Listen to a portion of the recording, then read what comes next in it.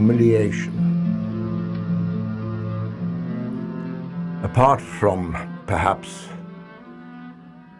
the more obvious physical and serious happenings in life, death, illness, serious illness, perhaps the most, or one of the most painful occurrences that can happen to one is humiliation.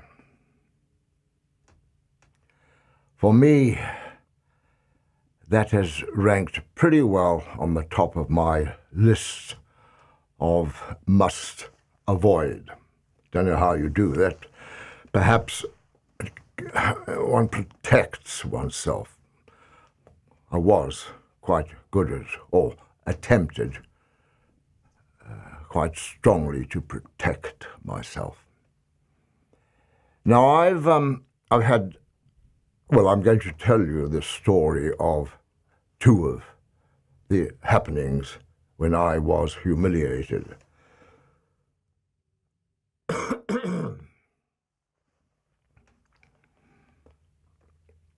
The first was when I was at school, long time ago, 1952. Then, Africa, Swaziland, boarding school. It so happened that one of my fellow students, I call him a fellow rather advisedly or disadvisedly. Fellowship implies friendliness. Nothing could have been further from the truth with regard to this geezer. A certain Terence Riley was his name. Terence Riley, for reasons I shan't go into, had decided he was going to challenge me to a fight.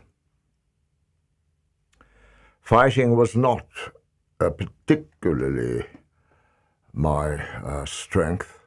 Apart from anything else, I've got a blind right eye, and while I had attempted to indulge or to take up boxing as a sport, I had been advised not to, because when I say blind, I mean partially blind, and I was advised that it could only get worse by boxing, so I didn't do it.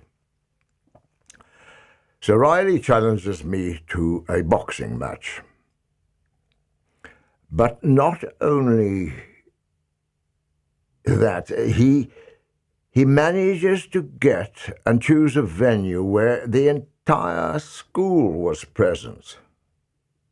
I say the entire school. Maybe it was, I can't remember. It wasn't a big school, 120 students perhaps. Entire or not, there was a large crowd there, male and female. We were a co-ed school. And that crowd would have included Bobby Barber, as comely, if that's the word, as they get, Barbara Barber. The pick of the school eventually went out with the head boy. It just so happens that previously Barbara Barber had come up to me and said, "Would you like to go steady?"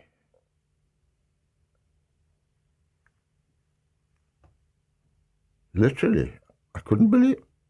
Moi? I can't remember what I replied.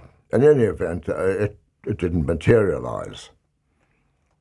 And certainly, the result of this fight would have put paid to any chance of her ever approaching me again. Riley's absolute intention not only to beat me up, but to humiliate me right in the front of the school, girls and all. Now, I don't know if I mentioned it, but Riley was the school boxing champion. My God.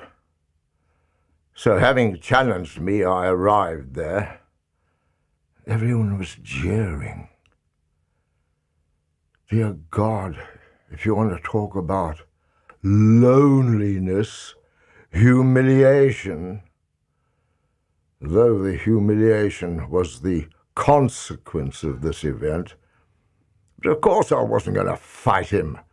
He would have taken my bleeding head off. Anyway, amidst all the cheers and jeers and come on, get on with it. Whitehead was my name at the time. What, scared, Whitehead? You bet. Anyway, I slouched, slunk off like a jackal with his bushy tail between his legs. So, fast cut. It's not funny.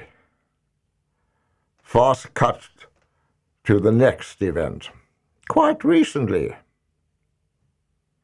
approximately 68 years later, I'm involved in a situation which, once again, I won't describe. There were 4 of us at this event. A fellow and his wife, mature, and another young lad, another lad, a bit younger than me.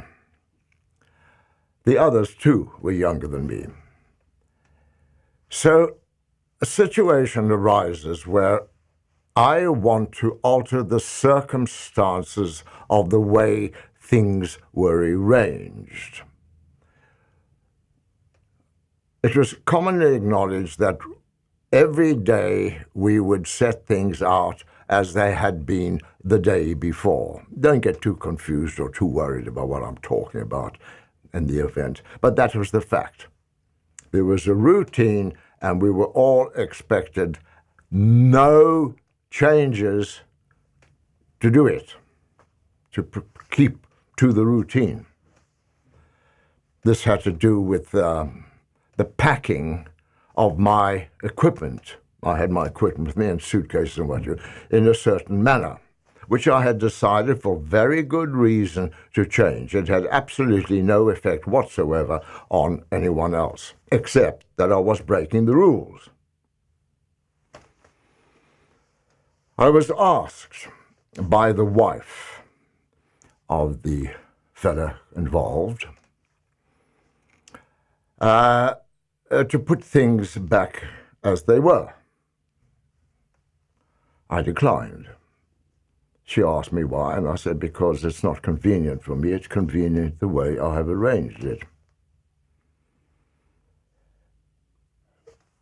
Her face lit up with blood pumping.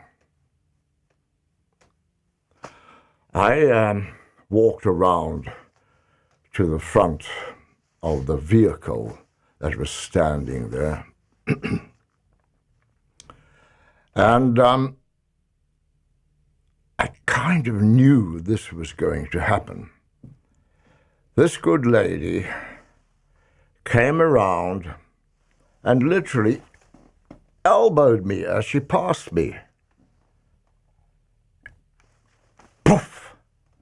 Now, it's important, in my opinion, to spell out rather clearly what was going on. Here I am, an 80-year-old man. I may look like a spring chicken, but don't be fooled. Spring chicken, did I say? Spring chicken. Don't be fooled. And she didn't look like a spring chicken, and she wasn't. She was younger than me. But this woman is a grandmother.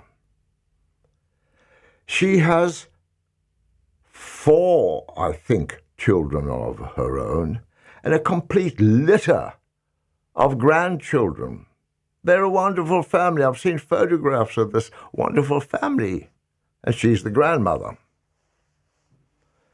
So here, legally, you have a situation where a approximately 70-year-old grandmother assaults, if not viciously, assaults. Judge Judy would call it an assault. An 80-year-old man. I knew it was coming. She'd done it 3 or 4 times before. She would literally, there's no excuse me, please, she would just shove you out of the way if you were in the territory with which she was familiar and you were intruding upon what she was doing. She'd barge you out of the way. Elbow you. God, did break my glasses once. True. Anyway,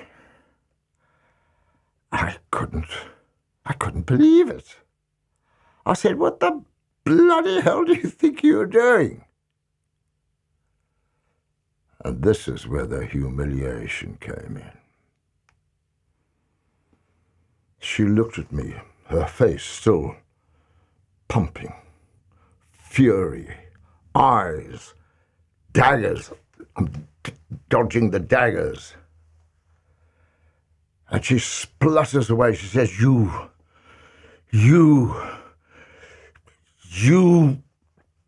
actor. She had thrown this insult straight in my face. Well, now, there was a positive side to this event, I might tell you. She could have called me a long-haired actor. That would have exacerbated the insult, the humiliation. Or she might have called me, you old, long-haired actor.